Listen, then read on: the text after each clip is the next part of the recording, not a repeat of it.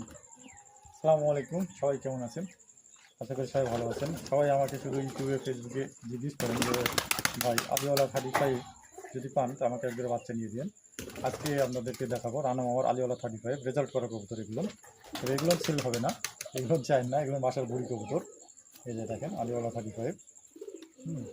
মাশাআল্লাহ, অনেক সুন্দর কবুতর। কবুতরগুলো দেখো। 8 ঘন্টা 33 মিনিট পাহাড় দিয়েছি মামা। 8 ঘন্টা 33 মিনিট কবুতর উড়ানো আছে, উড়ানোর পরে পাহাড় দিয়েছি বাচ্চা পাখা কেটে দিছে। এক সেট কবুতর তো, আর বাচ্চা কাচ্চা এখন উড়াবে। যেহেতু রেজাল্ট পেয়ে গেছে, আপনারা আর বাচ্চা কাচ্চা ওরাই দেখে নিতে পারবেন, সমস্যা নাই।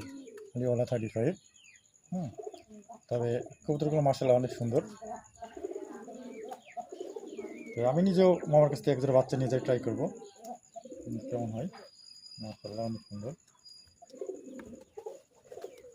পাখা কেটে রাখছে। আর চোখগুলো দেখেন কত সুন্দর কবুতর। তো এগুলো কি বাচ্চা চাইলে দেওয়া যাবে নাকি? বাচ্চা দেওয়া যাবে।